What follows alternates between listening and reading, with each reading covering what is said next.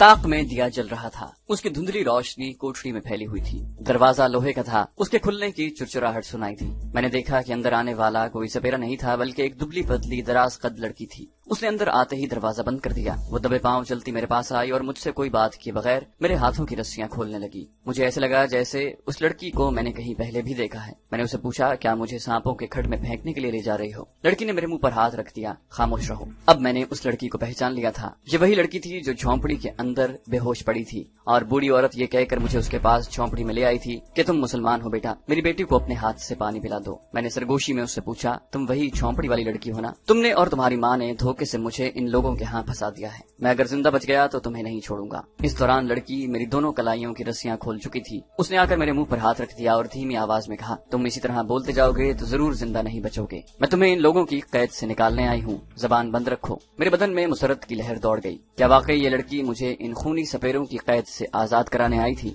उसने मेरे पांव भी खोल दिए। मैं चारपाई पर उठकर बैठ गया और अपनी कलाइयों को सहलाने लगा। लड़की ने मुझे वहां बैठने का इशारा किया और दबे पांव दरवाजे के पास गई। जरा सा दरवाजा खोला और बाहर निकल गई। मैंने सबसे पहले ये किया कि अपनी जेब टटोली। जेब में च्युइंगम टैबलेट वाली डिब्बी महफूज पड़ी थी। इसराइली के ब्रीफकेस से उड़ाए हुए रॉकेटों, मिसाइलों और न्यूक्लियर पावर प्लांट के ब्लूप्रिंट की नकल मैंने तय करके तावीज में रखी थी। वो तावीज भी मेरे बाजू के साथ उसी तरह बंधा हुआ था। मैंने खुदा का शुक्र अदा किया, इन सपेरों ने मेरे बटवे में से कुछ भी नहीं निकाला था। मैं चारपाई से उतरकर कोठरी में टहल कर हाथ पांव खोलने लगा। मेरी टांगें अकड़ गई थी। दरवाजे में से लड़की अंदर आई। आते ही मुझे अपने पीछे आने का इशारा किया। अल्लाह ताला ने कोई फरिश्ता मेरी मदद को भेज दिया था। मैं उसके पीछे पीछे चलता दरवाजे से बाहर गया। वो गार में आगे आगे जा रही थी। ये गार की मुखालिफ समत थी। एक जगह गार में सीढ़ियां आ गईं। हम सीढ़ियां उतर गए। नीचे फजा बेहद मरतूब थी और अजीब सी सीली हुई थी। यहाँ अंधेरा भी था। लड़की रुक गई। उसने आहिस्ता से कहा, मेरे कंधे पर हाथ रख दो और मेरे साथ साथ चलो। मैंने वैसा ही किया। ये बड़ी गहरी सुरंग थी। कदमों के नीचे छोटे छोटे पत्थर आ रहे थे। कुछ दूर अंधेरे में चलने के बाद चढ़ाई शुरू हो गई। लड़की रुक गई। उसने सरगोशी में कहा, आगे सीढ़ियां हैं, देख कर चढ़ना। मैं उसके साथ बड़ी एहतियात से कदम उठाता सीढ़ियां चढ़ने लगा। मैं सीढ़ियां गिनता भी जा रहा था। कोई 15 सीढ़ियां चढ़ने के बाद मुझे ऐसी रोशनी नजर आई जैसे रात को तारों भरी रात में नीली नीली रोशनी होती है। साथ ही ताजा हवा के झोंके भी आने लगे। ये रात की नीली नीली रोशनी और ताजा हवा जिस सुरंग में से हम गुजर रहे थे उसके धाने से आ रही थी। गार का दहाना आया तो हम निकल कर झाड़ियों के दरमियान आ गए। मैं खुले आसमान के नीचे था। ताजा सर्द हवा चल रही थी। मैंने आसमान की तरफ नजरें उठाकर देखा। आसमान पर तारे चमक रहे थे। मैंने लड़की के कांधे पर से हाथ उठा लिया। वो मेरे आगे आगे चल रही थी। झाड़ियों में झींगर बोल रहे थे। जब हम करीब से गुजरते तो झींगरों की आवाजें खामोश हो जाती। मैं अब जंगल की आजाद फजा में निकल आया था। अब एक सपेरा तो क्या, अगर सारे सपेरे भी मिल जाते तो मेरा कुछ नहीं बिगाड़ सकते थे। मैंने लड़की से कहा, बहन जी तुम्हारा बहुत शुक्रिया, तुम मुझे कैद से छुड़ा कर ले आई हो। बस आगे मैं खुद ही चला जाऊंगा। लड़की चलते चलते रुक गई। सितारों की मध्यम रोशनी में मुझे उसकी चमकती हुई आंखें और चेहरे के नकूश धुंधले धुंधले नजर आ रहे थे। उसने कहा, जो सांप नागमुनि की पूजा के वक्त तुम्हारे और दूसरी मुसलमान लड़की के ऊपर फेंके गए थे, उनके मुंह से जहर की थैलियां निकाली हुई थी। लेकिन जिन सांपों को हमारे सपेरों ने तुम्हारे और मुसलमान लड़कियों के कपड़ों और तुम्हारे जिस्मों की बू सुंघा दी है, वो बहुत जहरीले सांप हैं। उनके जहर उनके मुंह में मौजूद हैं। तुम जहाँ जाओगे ये सांप तुम्हारा पीछा करेंगे और तुम्हें डस कर हलाक कर डालेंगे। मैंने कहा, लेकिन अभी तो मेरे पीछे सांप नहीं छोड़े गए। अभी तो मैं इस जंगल से फरार हो सकता हूँ। आगे किसी न किसी बस्ती या शहर में पहुँच जाऊंगा। फिर सांप मेरा कुछ नहीं बिगाड़ सकेंगे। लड़की आगे चल पड़ी। कहने लगी, इस वक्त रात के 2 बज रहे हैं। मैं इसलिए तुम्हें निकाल कर ले आई हूँ। थोड़ी देर में पुजारी सपेरे तुम्हें कोठरी से लेने आएंगे। बल्कि हो सकता है वो तुम्हारी कोठरी में पहुँच भी चुके हों। जब उन्हें पता चलेगा कि तुम फरार होने में कामयाब हो गए हो तो वो पहला काम ये करेंगे कि जहरीले सांपों की 6 जोड़ियां तुम्हारे पीछे छोड़ देंगे। मैंने कहा, तुम मुझे कहाँ ले जा रही हो? वहाँ ये सांप मेरे पीछे नहीं आएंगे। लड़की बोली, तुम खामोशी से मेरे पीछे चलते रहो। इन बातों का मुझे तुमसे ज्यादा इल्म है। मैं इसका भी इंतजाम सोच रखा है। सारी उम्र हो गई है इन खूनी सपेरों में रहते हुए। मैं सब गुर जानती हूँ। मेरी ये हमदर्द लड़की झाड़ियों और ऊंची घास वाले मैदान में से गुजरकर अब एक चढ़ाई चढ़ रही थी। घास रात की शबनम से भीग रही थी, जिसकी वजह से मेरी पतलून के पांचे गीले हो गए थे। टीले के ऊपर चट्टानों के दरमियान एक कुदरती गार था। उस गार के आगे नरकलों के ऊंचे ऊंचे झुंड उगे हुए थे। उनके पीछे गार का मुंह था, जिसके आगे पत्थर की सिल रखी हुई थी। उस सिल ने गार का मुंह बंद कर दिया। लड़की ने सिल एक तरफ हटा दी। तारों की रोशनी में मुझे गार में एक छोटा सा रास्ता जाता मालूम हुआ। मैंने लड़की से कहा, ये तो कोई खड्ड या खो मालूम होता है। उसने कहा, मैं पहले अंदर जाती हूँ, तुम मेरे पीछे आना। वो झुककर बल के घुटनों के बल होकर गार के तंग धाने में से अंदर चली गई। मैं भी उसके पीछे अंदर घुस गया। अंदर एक तरफ से हल्की हल्की रोशनी आ रही थी। हम उठकर खड़े हो गए। روشنی میں دیکھا کہ غار کے اندر کا حصہ تھوڑا کشادہ ہے اور چھت بھی اونچی ہے۔ لڑکی مجھے کچھ آگے لے گئی۔ دیوار میں ایک شگاف تھا، روشنی اس شگاف سے باہر نکل رہی تھی۔ شگاف کے اندر کافی کھلی جگہ تھی جہاں مٹی کا ایک دیا دیوار میں جل رہا تھا۔ اس کی روشنی میں مجھے ایک لڑکی دونوں گھٹنے سینے سے لگائے کونے میں سہمی ہوئی بیٹھی دکھائی دی۔ میں وہیں ٹھٹک گیا کہ یہ لڑکی کہاں سے آ گئی۔ جو لڑکی مجھے اپنے ساتھ لے کر آئی تھی اس نے کہا یہ لڑکی بھی مسلمان ہے، ہمارے آدمیوں نے اس کو بھی قید کر رکھا ہے۔ میں پہلے اسے نکال کر یہاں لائی تھی۔ میں نے کونے میں بیٹھی ہوئی لڑکی کو دیے کی روشنی میں دیکھا تو میں نے اس کو بھی پہچان لیا۔ یہ وہی لڑکی تھی جس کو میرے بعد ناگ منی کے بتوں کے سامنے لایا گیا تھا۔ وہ میری طرح ایک چارپائی پر بندھی ہوئی تھی، اس پر بھی میرے ساتھ ہی سانپ چھوڑے گئے تھے اور وہ دہشت زدہ ہو کر بار بار اپنی ماں اور بہن بھائیوں کو اور خدا کی مدد کے لیے پکار رہی تھی۔ مسلمان لڑکی میری طرف ڈری ہوئی نظروں سے دیکھ رہی تھی۔ میری ہمدرد کہنے لگی تمہیں اپنے ساتھ اس لڑکی کو بھی نکال کر اپنے ساتھ لے جانا اور اسے اس کے ماں باپ کے گھر پہنچانا ہوگا۔ ہمارے سپیرے معلوم نہیں اسے کہاں سے پکڑ لائے ہیں، یہ کسی شہر کا نام بتاتی ہے، میری سمجھ میں کچھ نہیں آتا، میں نے زیادہ شہر نہیں دیکھے، اس سے پوچھو کہ یہ کس شہر میں جانا چاہتی ہے۔ میں نے لڑکی سے پوچھا بہن تمہارے ماں باپ کہاں رہتے ہیں؟ لڑکی مڈل کلاس کے پڑھے لکھے گھرانے سے تعلق رکھتی تھی اور خود بھی پڑھی لکھی تھی، یہ بعد میں معلوم ہوا، وہ 10ویں جماعت میں پڑھتی تھی۔ اس نے بتایا کہ اس کا نام نسیم بانو ہے، وہ بنارس شہر کی رہنے والی ہے۔ اس کے باپ کا گھر شہر کے جنوب مشرقی علاقے کی ایک بستی میں دریائے گنگا کے کنارے تھا۔ اس کے باپ کی شہر میں منیاری اور اسکول کی کتابوں کی دکان تھی۔ کہنے لگی ہمارا اسکول دریا کی گھاٹ کے قریب ہے۔ ایک ہفتہ ہوا میں اسکول سے واپس آ رہی تھی کہ راستے میں ایک سپیرا سانپوں کا تماشا دکھا رہا تھا۔ اس نے میری طرف دیکھ کر کہا تو امتحان میں اول آئے گی، تیرا ماتھا بتا رہا ہے، مجھے اپنے گھر لے جا کر بھوجن کرا، میں تجھے سانپ کا مہرہ دوں گا، جس گھر میں مہرہ ہو وہاں سانپ بچھو کبھی نہیں آتا، اگر کسی کو سانپ کاٹ لے تو یہ مہرہ سانپ کاٹے کے زخم پر رکھ دینا، وہ آدمی بچ جائے گا۔ ہمارے گھر میں دریا کے قریب ہونے کی وجہ سے سانپ بچھو برسات میں نکل آتے تھے۔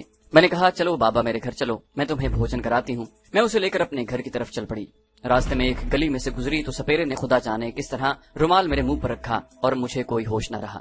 میری ہمدرد لڑکی نے نسیم بانو کی بات کاٹتے ہوئے کہا اب تم فکر نہ کرو، یہ تمہارا مسلمان بھائی بند ہے، اسے بھی تمہاری طرح کچھ پلا کر بے ہوش کر کے یہاں لایا گیا تھا، یہ تمہیں تمہارے گھر پہنچا دے گا۔ پھر اس نے میری طرف متوجہ ہو کر کہا تم اس لڑکی کے پاس یہاں بیٹھو، میں یہ معلوم کر کے آتی ہوں کہ ہمارے آدمی تمہاری تلاش میں کیا کچھ کر رہے ہیں اور انہوں نے کس کس علاقے میں جاسوس سانپ چھوڑے ہیں، کیونکہ اب تک تم دونوں کے فرار کا ان لوگوں کو پتہ چل گیا ہوگا۔ یہاں سے جانا بالکل مت، میں زیادہ دیر نہیں لگاؤں گی۔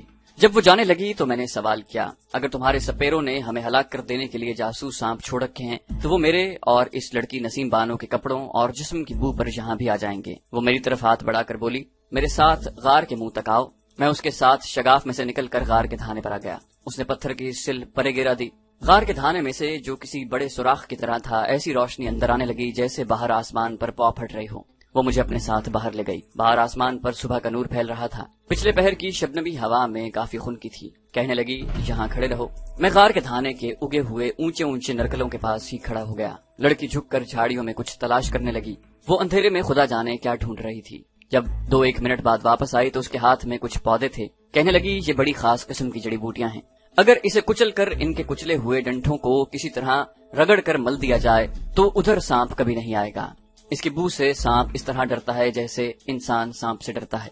اس نے میرے سامنے ڈنٹھوں کو پتھر پر رکھ کر دوسرے پتھر سے کچل دیا، پھر اس کے کچلے ہوئے ڈنٹھل اور شاخیں پتھر کی اس سل پر رگڑ رگڑ کر ملنے لگی جو غار کے دھانے پر رکھا جانے والا تھا۔ جب اس نے ساری کچلی ہوئی جڑی بوٹی پتھر کی سل پر اچھی طرح مل دی تو کہنے لگی اب تم اندر جا کر آرام سے بیٹھو، ہمارے سپیروں نے جو سانپ تمہارے لیے چھوڑے ہیں وہ اس طرف کا رخ نہیں کریں گے۔ میں نے کہا لیکن انہیں ہماری بو تو ضرور آ جائے گی، اس طرح وہ غار میں نہیں آئیں گے، لیکن آ کے باہر بیٹھ جائیں گے اور سپیرے سمجھ جائیں گے کہ ہم غار کے اندر ہیں۔ لڑکی کہنے لگی سانپ کوئی پولیس کے سپاہی نہیں ہے، اس جڑی بوٹی کی تیز بو اس وقت پہاڑی کے چاروں طرف 2-2 فرلانگ تک پھیل چکی ہے، سانپ اس کی بو پا کر اس پہاڑی سے دور چلے جائیں گے، تم بے فکر ہو، میں تھوڑی دیر میں آتی ہوں۔ میں غار کے اندر آ گیا۔ لڑکی نے باہر سے پتھر کا سیل رکھ کر غار کا دروازہ بند کر دیا۔ میں غار کے اندر شگاف میں بنارس کی مظلوم مسلمان لڑکی نسیم بانو کے پاس آ کر بیٹھ گیا۔ وہ رو رہی تھی اور سخت ڈری ہوئی تھی، اس کو یقین نہیں آ رہا تھا کہ اب وہ کبھی اپنے ماں باپ بہن بھائیوں کے پاس جا سکے گی۔ میں نے اسے بہت تسلی دی اور کہا تم اپنا ڈر خوف دور کر دو بہن، ہم بہت جلد یہاں سے نکل جائیں گے اور میں خود تمہیں تمہارے ماں باپ کے پاس پہنچا دوں گا۔ مجھے دلی جانا ہے، میں بنارس سے ہوتا ہوا چلا جاؤں گا۔ میری باتوں سے اس کی کافی ہمت بندھی۔ کہنے لگی بھیا ان لوگوں کو ضرور پولیس کے حوالے کر دینا، اگر یہ رحم دل لڑکی مجھے میری کوٹری سے میری رسیاں کھول کر یہاں نہ لاتی تو خدا جانے میرا کیا حال ہوتا۔ وہ رونے لگی۔ میرے گم ہو جانے سے نہ جانے امی ابو کا کیا حال ہوگا۔ میں اسے تسلیاں دینے لگا کہ خدا پر بھروسہ رکھو، جس نے ہمیں اتنی بڑی مصیبت سے نکال دیا ہے وہ ہمیں یہاں سے بھی نکال دے۔ مجھے بھی اپنا بڑا بھائی سمجھو، میں تمہیں خود تمہاری اماں اور ابو کے پاس پہنچاؤں گا۔ میں اس کا خیال بدلنے کے لیے اس سے اس کے اسکول اور اسکول کی سہیلیوں کی باتیں کرنے لگا۔ کچھ وقت اسی طرح گزر گیا۔ سپیرن لڑکی ابھی تک نہیں آئی تھی۔ باہر دن چڑھایا ہوگا، اب خونی سپیرے اور ان کے سانپ ہماری تلاش میں سارے جنگل میں نکل آئے ہوں گے۔ کسی وقت خیال آتا کہ یہ سانپوں کا انسانی کپڑوں اور جسم کی بو پر آ جانا بیکار کی باتیں ہیں۔ میں اس لڑکی کو لے کر یہاں سے نکل جاتا ہوں۔ سپیرے کے پاس کوئی اسلحہ وغیرہ تو ہے نہیں کہ گھات لگا کر ہم پر فائر کر دیں گے۔ کوئی سامنے آ گیا تو سوال ہی پیدا نہیں ہوتا کہ وہ میرے ہاتھوں سے زندہ بچ جائے۔ پھر یہ سوچ کر بیٹھا رہا کہ خدا جانے اس میں کوئی سچائی ہی ہو، سانپ ہماری بو پا کر جنگل میں ہمیں ڈس نہ لیں، یہ غریب لڑکی کہیں ویسے ہی ڈر کر شور نہ مچا دے۔ بہتر یہی ہے کہ سپیرن لڑکی کا انتظار کر لیا جائے۔ وہاں وقت گزرنے کا احساس نہیں ہو رہا تھا۔ میرا خیال ہے کوئی آدھا گھنٹہ گزر گیا تھا کہ سپیرن لڑکی غار میں داخل ہوئی۔ اس نے ہمیں بتایا کہ سپیرے سخت غصے میں ہیں اور سارے جنگل میں ہمیں تلاش کرتے پھر رہے ہیں۔ انہوں نے تمام زہریلے سانپ جن کو انہوں نے پہلے روز ہی تمہارے جسم کی اور کپڑے سنگھا دیے تھے تمہارے پیچھے چھوڑ دیے ہیں، مگر تم فکر نہ کرو، اس پہاڑی کی طرف کوئی سانپ نہیں آ رہا۔ میں نے جہاں آتے ہوئے سانپوں کے ایک جوڑے کو اپنی آنکھوں سے دیکھا تھا، ان کا منہ اس پہاڑی کی طرف تھا۔ انہیں تم دونوں کی بو آ رہی تھی، لیکن جیسے ہی جڑی بوٹی کی تیز بو ہوا کے جھونکے کے ساتھ ان کے جسم سے ٹکرائی، اس طرح گھبرا کر ایک دم پیچھے کو بھاگے جیسے آگ لگ گئی ہو۔ میں نے اسے پوچھا اب ہمیں کتنی دیر اور یہاں رہنا ہوگا۔ سپیرن لڑکی اپنے ساتھ ابلی ہوئی شکرقندی اور ایک کٹورے میں گڑ کا شربت لے آئی تھی۔ اس نے شکرقندی کیلے کے پتوں پر ڈال کر ہمارے آگے رکھ دی۔ کہنے لگی دن کے اجالے میں تمہارا یہاں سے نکلنا خطرناک ثابت ہو سکتا ہے، تمہیں آج کا دن اسی جگہ بیٹھ کر گزارنا ہوگا، رات کو میں تمہیں خود ساتھ لے کر اس جنگل سے باہر لے جاؤں گی۔ شکرقندی بڑی میٹھی تھی، مجھے بھوک بھی لگی ہوئی تھی۔ میں نے اور نسیم بانو نے شکرقندی کھا کر پیٹ کی آگ بجھائی، گڑ کا شربت پیا، جسم میں تازگی آ گئی۔ سپیرن لڑکی یہ کہہ کر چلی گئی کہ میں زیادہ دیر نہیں ٹھہر سکتی، دوپہر کے بعد دوبارہ آؤں گی۔ اس کے جانے کے بعد نسیم بانو سے باتیں کرنے لگا۔ غار کے اندر سردی نہیں تھی، مگر سردیوں کا موسم تھا، اس وجہ سے گرمی بھی محسوس نہیں ہو رہی تھی۔ اس مظلوم لڑکی کا خوف اب دور ہو چکا تھا۔ ایک دو بار وہ میری کسی بات پر ہنسی بھی تھی۔ دوپہر کے وقت سپیرن ہمارے لیے کھچڑی لے آئی جس میں آم کا اچار ملا ہوا تھا، وہ پانی بھی لائی تھی۔ ہم نے بڑے شوق سے کھانا کھایا۔ میں نے اسے کہا کہ باہر دن کتنا گزر گیا ہے۔ اس نے بتایا کہ دوپہر ہو چکی ہے اور ہمارے آدمی تمہیں تلاش کرتے کرتے تھک گئے ہیں، سارے سانپ بھی ناکام واپس آ گئے ہیں۔ میں نے کہا تو پھر اب ہمیں یہاں سے نکل جانا چاہیے۔ وہ کہنے لگی جب تک باہر اندھیرا نہ ہو جائے یہاں سے نکلنے کا نام بھی نہ لینا، نہیں تو تمہارے ساتھ میں بھی ماری جاؤں گی۔ میں نے اس سے پوچھا اچھا یہ بتاؤ کہ تم کو ہماری مدد کا خیال کیسے آیا؟ سپیرن لڑکی خاموش ہو گئی، پھر بولی یہ میں نہیں جانتی، ایسا لگتا ہے کہ بھگوان نے میرے دل میں خیال ڈالا کہ میں تمہاری مدد کروں۔ میں نے پوچھا وہ عورت تمہاری ماتا جی تھی کیا؟ سپیرن لڑکی کہنے لگی نہیں، وہ میری اصلی ماں نہیں ہے، اس نے مجھے یہاں پالا ہے، میں خود نہیں جانتی کہ میری ماں کون تھی۔ ایک بوڑھے سپیرے نے بتایا تھا کہ تم ایک جنگل میں جھاڑیوں کے پاس پڑی رو رہی تھی، تمہاری عمر اس وقت 6-7 ماہ کی ہوگی کہ ہم تمہیں وہاں سے اٹھا کر لے آئے۔ بھگوان جانے میری ماتا کون تھی اور وہ مجھے روتا ہوا جھاڑیوں کے پاس کیوں چھوڑ گئی۔ شاید ڈاکوؤں نے میری ماتا کو اغوا کیا ہوگا اور میں اس کی گود میں ہوں گی۔ ڈاکو مجھے وہیں پھینک کر میری ماتا کو اٹھا کر لے گئے ہوں گے۔ میں نے جب ہوش سنبھالا تو میں ان سپیروں میں تھی، تب سے لے کر آج تک میں ان میں رہ رہی ہوں۔ اچھا اب میں چلتی ہوں۔ میں نے کہا کہ تم ہمیں لے کر یہاں سے کس طرف جاؤ گی اور جس طرف تم ہمیں لے کر جاؤ گی وہاں سے کوئی شہر ریلوے اسٹیشن قریب ہوگا؟ اس نے کہا مجھے کچھ نہیں معلوم، یہ سب کچھ تمہیں خود معلوم کرنا ہوگا، میں تمہیں خطرناک جنگل سے باہر نکال کر واپس آ جاؤں گی، اب میں جاتی ہوں، میرا زیادہ دیر تک ٹھہرنا ٹھیک نہیں۔ اور وہ چلی گئی۔ اس کے بعد ہمارے لیے وقت گزارنا مشکل ہو گیا، بس باتیں کر رہے تھے، نیند بھی نہیں آ رہی تھی۔ بنارس کی لڑکی نسیم بانو نے مجھ سے میرے بارے میں پوچھا کہ میں کون ہوں اور ان کے جال میں کیسے پھنس گیا۔ میں نے اسے اپنے بارے میں صرف اتنا ہی بتایا کہ بمبئی سے دلی جا رہا تھا، سیلاب کی وجہ سے بانڈا شہر میں رک گیا، سوچا جبل پور سے ہوتا ہوا کانپور کے راستے دلی چلا جاؤں گا۔ ٹرین میں بیٹھا، آگے جا کر ریلوے لائن بہہ جانے کی وجہ سے ٹرین کھڑی ہو گئی۔ میں یوں ہی سیر کرنے اسٹیشن سے نکل آیا اور اس سپیرن لڑکی کی ماں مجھے دھوکے سے بے ہوش کر کے یہاں لے آئی۔ یوں ہی باتیں کرتے وقت گزرتا چلا گیا۔ تھوڑی دیر بعد میں اٹھ کر دیے کی بتی اونچی کر دیتا، آخر سپیرن لڑکی آ گئی، اس کے ہاتھ میں پوٹلی تھی، کہنے لگی میں تمہارے لیے اس میں کھچڑی ڈال کر لائی ہوں، راستے میں جب بھوک لگے تو کھا لینا۔ میں نے اس سے کہا کہ اگر رات ہو گئی ہے تو ہمیں یہاں سے چل پڑنا چاہیے۔ سپیرن لڑکی نے کہا ابھی سورج غروب ہوئے تھوڑی دیر ہی ہوئی ہے، تھوڑا وقت اور بیٹھ جاؤ، جنگل میں پوری طرح سے اندھیرا ہو لینے دو۔ اس نے بتایا کہ سپیرے کل کسی نئی مسلمان لڑکی اور نئے مسلمان لڑکے کو پکڑنے کے لیے نکلیں گے۔ میں نے اس سے پوچھا یہ صرف مسلمان لڑکے اور لڑکیوں کو کیوں پکڑتے ہیں؟ وہ کہنے لگی ان کے ہاں یہ ایک پرانی رسم چلی آ رہی ہے، یہ ہر سال کی پہلی اماوس کی رات کو नाग मुनि देवता के आगे एक मुसलमान लड़की और एक मुसलमान लड़के को कुर्बान करते हैं। इससे पहले ये कई मुसलमान लड़कियों और लड़कों को नाग मुनि देवता के आगे हलाक कर चुके हैं। तुम खुशकिस्मत हो और पहले मुसलमान हो कि यहाँ से बचकर जा रहे हो। मैंने दिल में सोचा कि इन लोगों को यहाँ जिंदा छोड़कर नहीं जाना चाहिए। मैंने सपेरन लड़की से कहा कि रात को ये सारे खूनी सपेरे कहाँ सोते हैं। उसने कहा कि जिस गार में तुम कैद थे और जहाँ नाग मुनि देवता का बड़ा बुत है, सारे सपेरे उसी गार में अपनी अपनी कोठरियों में सोते हैं। मैंने उसी वक्त उन लोगों को नाग मुनि देवता समेत बम से उड़ाने का फैसला कर लिया। टाइम बम मेरे पास मौजूद थे, मगर मैं खुद वहां जाकर उन्हें नहीं लगा सकता था। उस गार को तबाह करने के लिए मेरे च्युइंगम वाले 2 टाइम बम ही काफी थे। मेरा जहन तेजी से टाइम बमों को सांप के बुत वाले गार में लगाने की तरकीबें सोचने लगा। सपेरन लड़की रात होने का इंतजार करते हुए हमारे पास ही बैठी दूसरी लड़की से बातें कर रही थी और उसे हौसला दे रही थी। मैं सोच रहा था कि टाइम बम कैसे लगाया जाए। मैं खुद इन बमों को लगाने गार के अंदर नहीं जा सकता था। मुझे सपेरों की मौजूदगी से कोई खतरा नहीं था। इन सब से मैं अकेला कमांडो ही निपट सकता था। मुझे खतरा उनके जहरीले सांपों से था। अगर वो मुझ पर सांप छोड़ देते हैं तो मेरा जिंदा बच जाना मुश्किल था। सपेरन लड़की के हाथ अगर मैं बम की टिक्कियां देकर कहूं कि ये वापस जाकर नाग मुनि के गार में चिपका देना, तो वो जरूर पूछेगी कि ये क्या है और तुम इसे वहां क्यों चिपकाना चाहते हो। मेरे पास इन सवालों का कोई जवाब नहीं था। काफी सोच विचार के बाद जब मेरे जहन में खूनी सपेरों के गार धमाके से उड़ा देने की कोई तरकीब न आई तो मैंने अपना इरादा बदल दिया। सपेरन लड़की को वक्त का बराबर एहसास था। वो ये कहकर उठ खड़ी हुई कि बाहर अंधेरा हो गया है, अब हमें चलना चाहिए। जाने से पहले उसने हम दोनों की हिदायत की कि उसके पीछे पीछे कम से कम 5 कदम का फासला रखकर चलें। गार से निकलने के बाद और नसीम बानो सपेरन लड़की के दरमियान 5 कदम का फासला रखकर चलने लगा। रात का अंधेरा छा चुका था। जैसा कि आपको मालूम है कि मुझे रात के अंधेरे में भी थोड़ा बहुत नजर आता रहता है। सपेरन लड़की हमारे आगे आगे जुनूब की तरफ जा रही थी। वो एक तरफ नीचे को उतर गई, हम भी उसके पीछे पीछे उतर गए। उस खाई की दीवारें 3 अतराफ में काफी ऊंची थीं। सिर्फ एक रास्ता बना हुआ था। सपेरन लड़की हमें लेकर खाई से भी निकल आई। इसी तरह खेतों, घास के मैदानों, खड्डों, खाइयों और दरख्तों के घने झुंडों में से गुजरते हुए हम एक खुली जगह पर आ गए। आसमान बड़ा खुला खुला था, सितारे चमक रहे थे। यहाँ आकर घने दरख्तों के झुंड खत्म हो जाते थे। सपेरन लड़की रुक गई। जब मैं और नसीम बानो चलते चलते उसके करीब आए तो वो कहने लगी, यहाँ सपेरों के जंगल की सरहद खत्म होती है, आगे तुम खुद ही जाओगे और खुद अपना रास्ता तलाश करोगे। मैंने उसे कहा, क्या आगे कोई शहर है? वो कहने लगी, मैं बहुत देर हुई एक बार माता के साथ उस तरफ गई थी। मुझे याद है यहाँ से आगे हमने बैलगाड़ी में सफर किया था, फिर मैंने रेलगाड़ी देखी थी। उसके आगे गांव आया था। मेरी माता उस गांव में अपने किसी रिश्तेदार से मिलने गई थी। वही गांव कहीं आगे आता है। मैंने सपेरन लड़की का शुक्रिया अदा करते हुए कहा, तुमने हमारे साथ जिस हमदर्दी का सलूक किया है उसके लिए मैं और मेरी मुंह बोली बहन नसीम बानो हम दोनों तुम्हारा शुक्रिया अदा करते हैं। सपेरन लड़की ने आसमान की तरफ देखा। अब तुम वक्त खराब न करो, मुझे वापस भी जाना है। पीछे किसी को शक पड़ गया तो वो मुझे जिंदा नहीं छोड़ेंगे, जाओ। इतना कहकर सपेरन वापस मुड़ी और तेज तेज कदमों से चलती जहाँ दरख्तों के झुंड से आई थी वहीं गायब हो गई। अब मेरा और बनारस की लड़की नसीम बानो का सफर शुरू हो गया। उस बेचारी ने कहा इस किस्म के सफर किए थे। सितारों की थोड़ी थोड़ी रोशनी और रास्ते में कभी कोई खाई आ जाती, कभी कोई बरसाती नाले से गुजरना पड़ता, कभी ऊंची ऊंची झाड़ियां शुरू हो जाती। लड़की थोड़ी दूर चलती तो डर कर बैठ जाती कि अंधेरे में उसे कोई सांप न काट ले। मैं उसे हौसला देता, उसकी हिम्मत बंधाता और ये खौफ भी दिलाता कि हो सकता है खूनी सपेरे हमारे ताक़ुब में लगे हों। वो जल्दी से उठकर दोबारा चलने शुरू कर देती।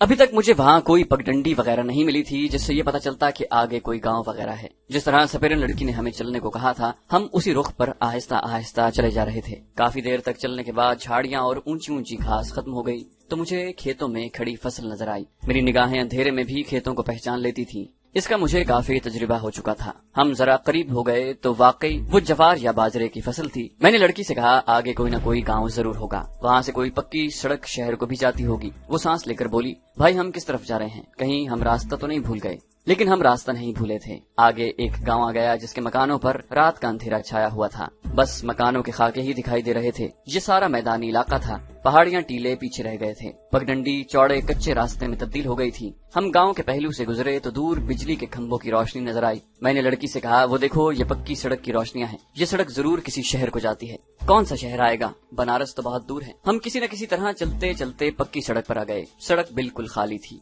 हम उसके किनारे एक जगह बैठकर थकान उतारने लगे। लड़की बहुत ज्यादा थक गई थी। हम देर तक वहाँ बैठे रहे। इस दौरान वहाँ कोई गाड़ी या ट्रक न गुजरा। मैं भी नाउम्मीद हो गया था तो सोचा कि मशरिक की तरफ चल पड़ते हैं, आगे कोई न कोई कस्बा या गांव जरूर आएगा। इतने में पीछे से किसी मोटर गाड़ी के हॉर्न की आवाज आई। मैं वहीं रुक गया। पीछे देखा किसी गाड़ी की रोशनी सड़क पर पड़ रही थी। गाड़ी अभी दूर थी कि सड़क के बीच में आकर खड़ा हो गया और गाड़ी को रोकने के लिए दोनों बाजू हिलाने लगा। गाड़ी करीब आकर रुक गई। اب لڑکی نسیم بانو بھی میرے پاس آ گئی تھی۔ یہ گاڑی فوجی ٹرک تھا۔ ایک دم مجھے خیال آیا کہ مجھ سے کہیں غلطی تو نہیں ہو گئی۔ فوجی ٹرک میرے لیے خطرہ بن سکتا تھا، لیکن اس وقت میں نے پرواہ نہ کی۔ ٹرک میں سے سکھ فوجی باہر نکلا اور پنجابی نما اردو میں بولا، کون ہو تم، ادھر کیا کر رہے ہو؟ میں نے اسے کہا کہ یہ میری بہن ہے، ہمارے گاؤں میں سیلاب آ گیا تھا، جان بچا کر بھاگے ہیں، ماتا پتا سے بچھڑ گئے اور ادھر آ نکلے ہیں، ہمیں آگے کسی گاؤں میں پہنچا دیجیے۔ سکھ فوجی بولا، آگے گاؤں نہیں ہے، ریوا ہے، چلو بیٹھو ٹرک میں۔ ہم جلدی سے دوڑ کر ٹرک کے پیچھے بیٹھ گئے۔ ٹرک بالکل خالی تھا۔ میں نے لڑکی سے پوچھا، یہ ریوا کوئی قصبہ ہی ہو سکتا ہے، وہاں کوئی ریلوے اسٹیشن بھی ہو؟ لڑکی کہنے لگی، ریوا تو شہر ہے، میری امی جی نے ایک بار اس شہر کا ذکر کیا تھا۔ یہ اور بھی اچھی بات تھی۔ 1 گھنٹے کے سفر کے بعد فوجی ٹرک نے ہمیں ریوا پہنچا دیا۔ یہ واقعی ایک شہر تھا، اگرچہ چھوٹا شہر تھا۔ رات کے وقت بازار سنسان پڑے تھے۔ میں نے سکھ فوجی سے کہا، سردار جی ہمیں اسٹیشن پر اتار دیں، آپ کی بڑی مہربانی ہوگی۔ سکھ فوجی نے ہمیں اسٹیشن پر پہنچا دیا۔ اسٹیشن کے گیٹ کے اوپر انگریزی اور اردو میں موٹے لفظ میں ریوا لکھا تھا۔ رات کافی گہری ہو چکی تھی۔ اسٹیشن پر چند ایک مسافر ہی ڈیوڑی میں پڑے تھے۔